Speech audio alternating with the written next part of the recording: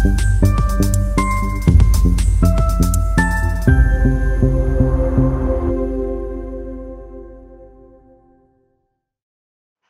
के शरद पवार गुट के विधायक जितेंद्र आव्हाड आज तुलजापुर मंदिर दर्शन के लिए जा रहे थे। उस समय बीजेपी कार्यकर्ता ने हर तरह से रोकने की बहुत कोशिश की, फिर भी विधायक जितेंद्र आव्हाड मंदिर पहुंचे। दर्शन के बाद उन्होंने स्पष्ट कहा कि मंदिर के गभारे अंतर्भाग को हाथ नहीं लगाना चाहिए और पुराने ऐतिहासिक निर्माण में किसी भी प्रकार की छेड़छाड़ नहीं होनी चाहिए।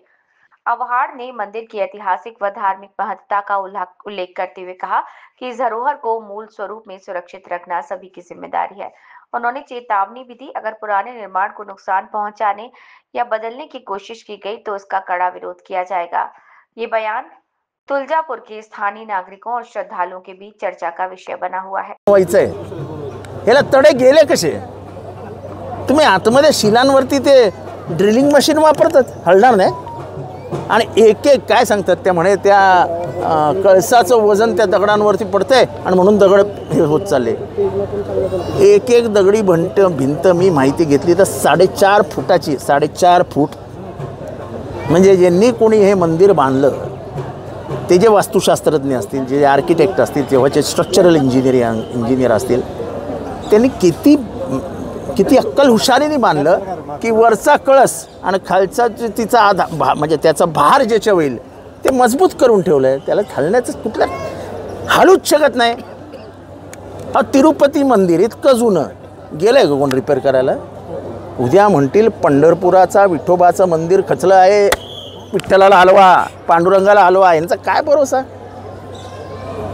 हे पैशासाठी तुमचा देव घेऊन जातील कुठे? उघडी जमीन कुठे रे?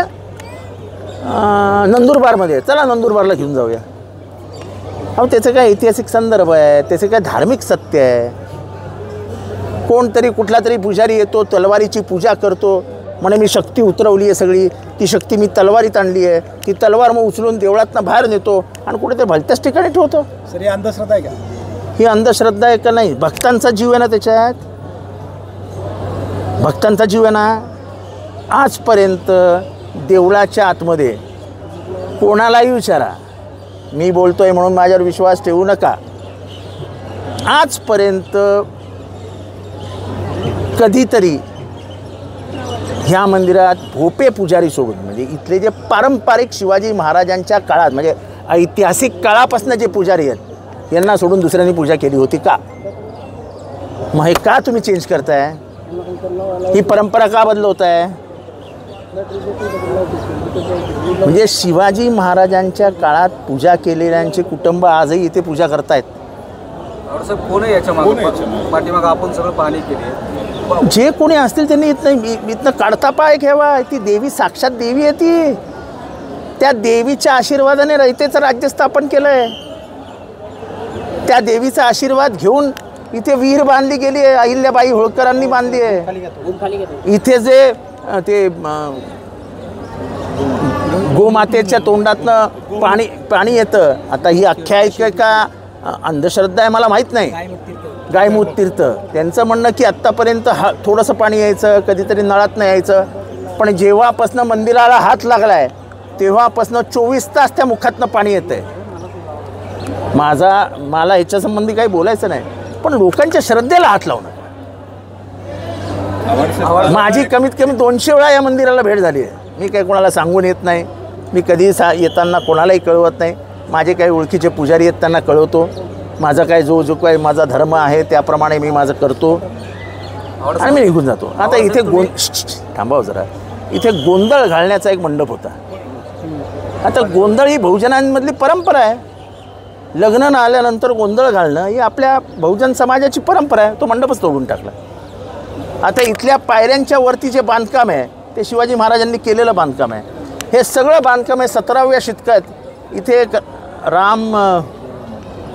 रामराजे निंबाळकर होते, बरोबर आहे, ते निजामाचे सरदार होते असं म्हणतात की ते निंबाळकरांनी खूप सुधारणा केली देवळामध्ये। आणि हे जे आजूबाजूचं दगडी बांधकाम आहे हे सगळं निंबाळकरांच्या काळातलं बांधकाम आहे।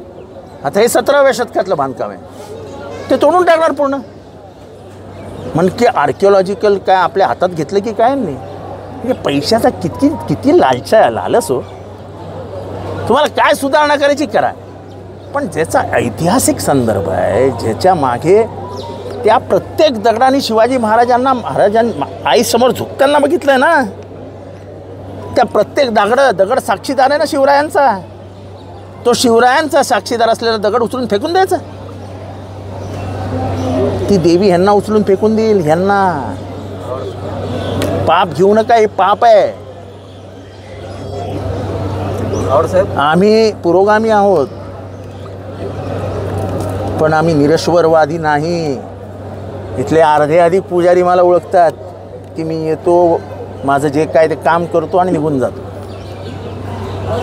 मी इथे फालतूचे चोचले करायला कधीच येत नाही. माझी कमीत कमी 250 वेळा मी येऊन गेलो असेल या मंदिरात. त्याच अनुषंगाने एक होती आपली